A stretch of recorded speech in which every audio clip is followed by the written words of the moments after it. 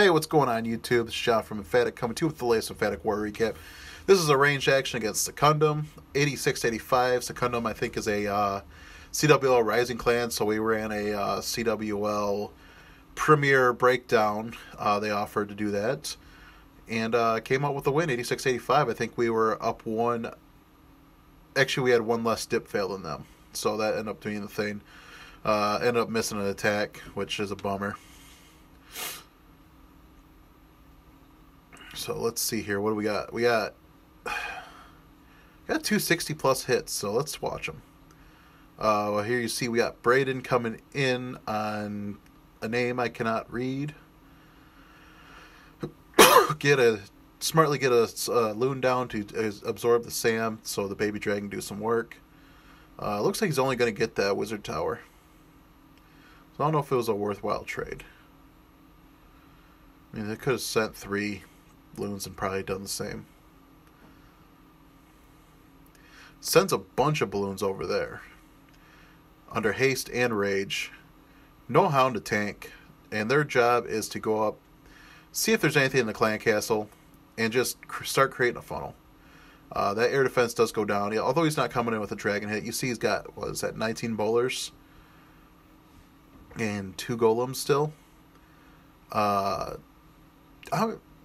I'll have to see what the loadout was on balloons on this, because this is an interesting hit, and I've heard Faked Wargasm does hits like these, and I don't have that much experience on Faked Wargasm beating me up, so maybe we'll get to see some of this cool stuff with the finals next weekend.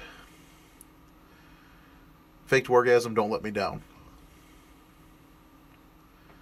I picked them early to take this entire thing before War and Glory went on their tear, and fortunately, the Clash Gods have smiled on us where dirtiness was taken away, and we can have a fair play clan, a dominant one that's going in the finals.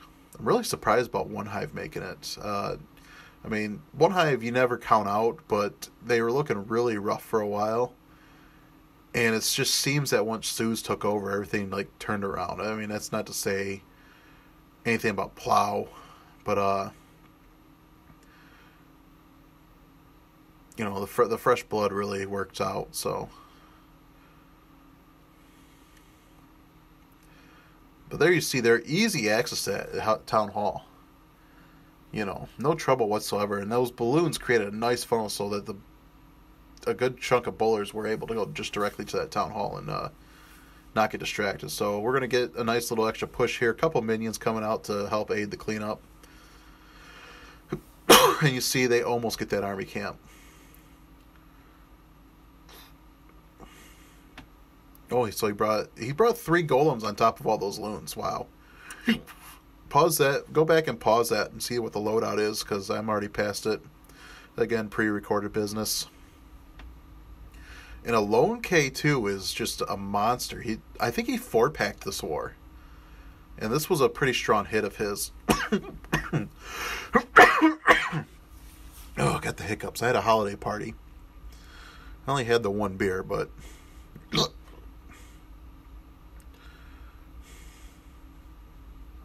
eating a whole bunch of food I'm trying to avoid these days. Actually, I didn't even do that bad, so I guess I'm not that worried. I'm still well within all my nutrients that I'm supposed to eat in the day. Or that I discipline myself to nowadays. So, guess that's not too bad. We tasting that stuff all day, though. Here we go. We got a rage dropped. We're going to drop a bunch of loons there to go in and take out that air defense. You see, it's only got 3 buildings to get to before it gets that air defense. And then we'll see what it goes and gets after that. It goes and gets the archer tower. There we go. And it also takes out the elixir storage along with that with the rage splash damage. You never really appreciate how much that rage adds to the balloons until you're doing one of these hits and you see it took out 2 buildings at least that were not defenses just because of splash damage with raged balloons, all those loon drops. I mean, that was a really good practice with doing Lalo back in earlier days where you had rage over the town hall and they're hitting the Teslas all around the town hall. That was how you really guaranteed that your town hall was going to go down, was because you had so much rage hitting it. There you go. We got CC Dragon and Loons coming in. And we got 2 Rages, 2 Freezes. So we're going to get the first Rage down.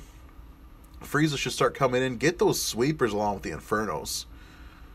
You know, when you're defending anti-2, you're not really thinking about freeze value on some of this stuff. You're just hoping they burn a whole bunch of attacks trying to do, like, the standard shit. Which, you know, don't bowl or smash on it. Everybody else does. 3 baby dragons to go.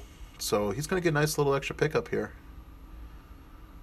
You know, 68%. That's a hellacious raid there. Nice job, Alone K2. Here we go. We got Eamon killing people again with balloons.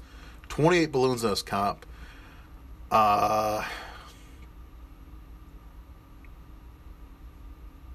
know, he's just getting solid. It's great to see this improvement, especially, you know, it seemed like he was just 10-11 guy, and then started stepping up with dragons a little bit, and now he's branching out into balloons, so, I mean, he's getting lethal. There you see here, he's got his wall breakers. He ended up tapping a separate tile. Gets lucky that one didn't get popped. But doesn't break him on the initial deployment. But finally gets the job done. Queen's easily going to get 2 air defenses here. And AQ. This is just a monster value there. He's going to leave both Infernos up again, which you really don't need to... Actually, Queen popping ability here save this raid, because Queen aggroed on the archers, so she bounced out to go get that other AD. But you don't... As long as you can get an easy shot into those Infernos, you really don't need to prioritize them. So he's doing a good job here, making sure he gets the edge of the defensive ring. Although he's dumping a lot of balloons just on a mortar. And kind of slow on those hastes, so getting a couple extra shots on his balloons by the Wizard Tower. In fact, loses a bunch. Gets the Rage down on the Inferno. Freeze is down on the second Inferno. And hastes are trying to power everybody through. They're fighting that one sweeper. There we go. We get a bunch into the Inferno Tower. And he's just using haste to overpower his back end, even though, well, actually, the Wizard Tower was in range of the air defenses. That's number one reason why you don't want to do this hit, because all those balloons were able to sneak in and get that Wizard Tower before it could turn on them. So, base builders out there, that's just really what you got to focus on, just staying away from the Wizard Towers near the air defenses, especially if you got a back-end air defense. That's just kills your base right there. It completely saved Eamon's raid. Although I think he probably had this in the bag. But you see there, the Wizard Tower was not even looking at the balloons the entire time. By the time the Hound popped, the balloons were already on top of the Wizard Tower. Haven't seen us busting out the miners in a while, and In and Out is doing it. I mean, really, I think I just see Grundinator doing his hits, and every now and then it's successful, but I don't think we ever see anybody just try to mass miner the piss out of a base.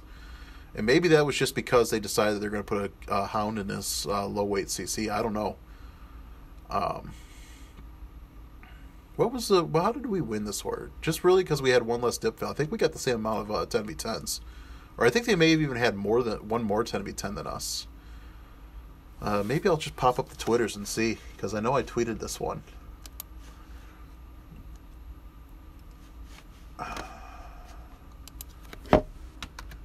This base right here. Okay, so we had a Town Hall 10 or 11 that was still standing. And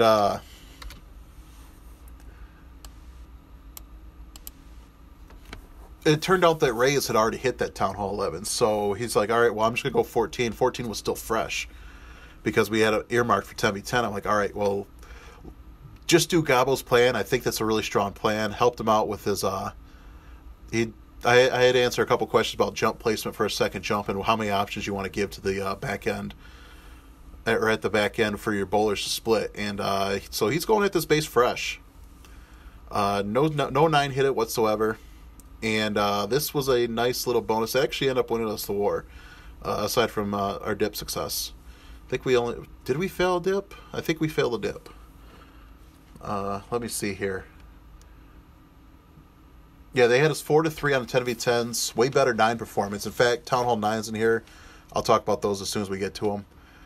But yeah, they had 2 dip fails to our 1, so that was how we won the war. And I'm not certain what they. I don't know what they were doing. I really didn't get too much of a chance to pay attention to this. I was very appreciative that we still managed to have a couple of 9s left to prioritize some dip bases that we just weren't too sure on. And really, it was just to ensure that there's a hound in the CC, so you drop minors on it, because I really didn't like anything else on it, to tell you the truth. And I've been doing a lot of close queen walk bitch attacks lately, and I just did not enjoy the funneling on them. I think Lando has a nice variation to it where he adds a peck into this, so I might show it just beating up every base that Sif's got down the road, which might be sad. I would say it might be sad for some other invite clans, but really I just copied some leaked bases. So since we had those assholes out lately that are just dumping bases on Twitter to practice on that, I never get out of practice, so maybe I'll just beat them up with my 11. All right, so we got our 9s going. Master Combo, of course, is always consistent. He also runs Archangel and Arunco on Town Hall 10. Really one of our best hitters that we got.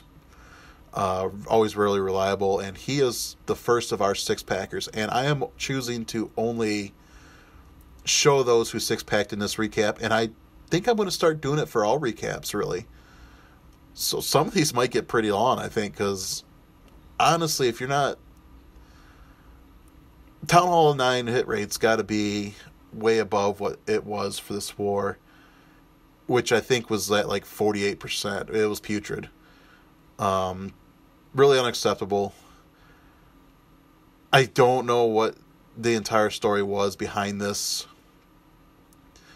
but I know since we have some new War General Council members, they got to experience kind of some of our frustrations throughout the CWL season.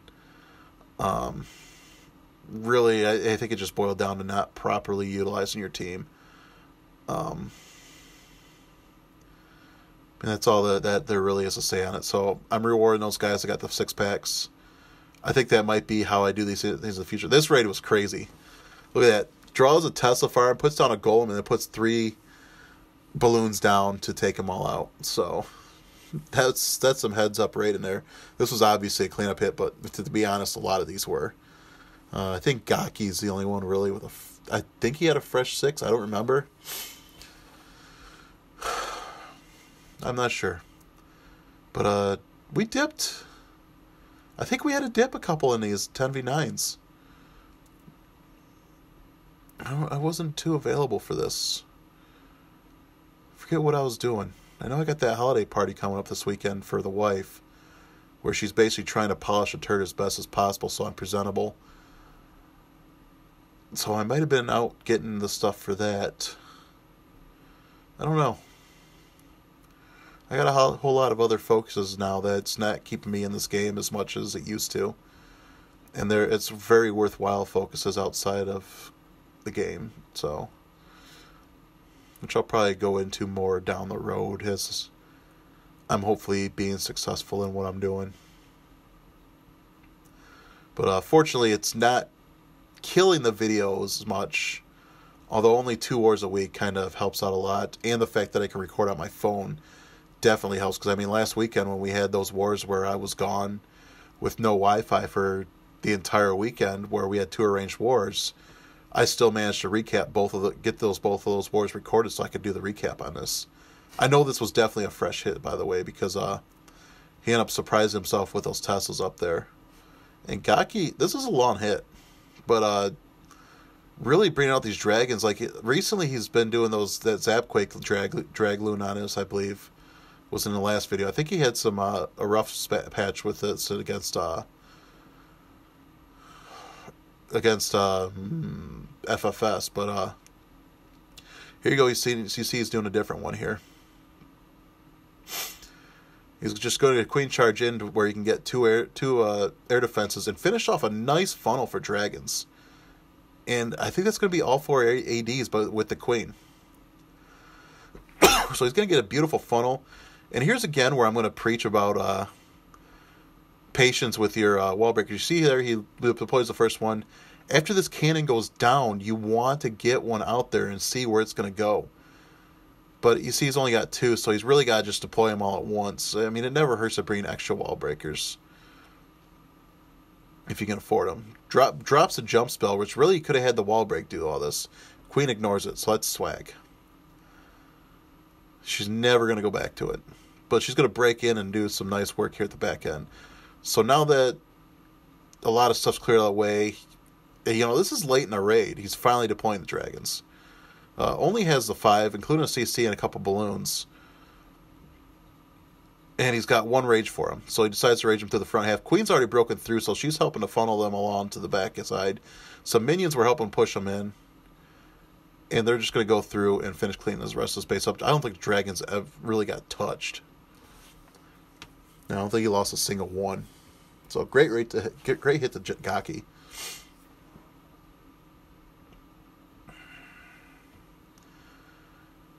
This is a massive hound hit here by Flying Serpent, who had a 6-pack.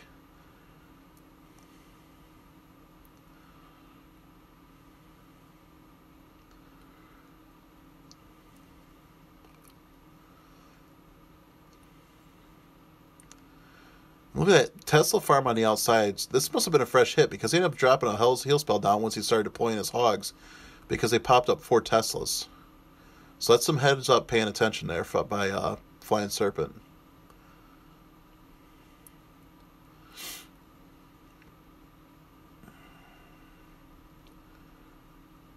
Queen finally goes down. Couple pups are staying up, but not enough to stop this raid.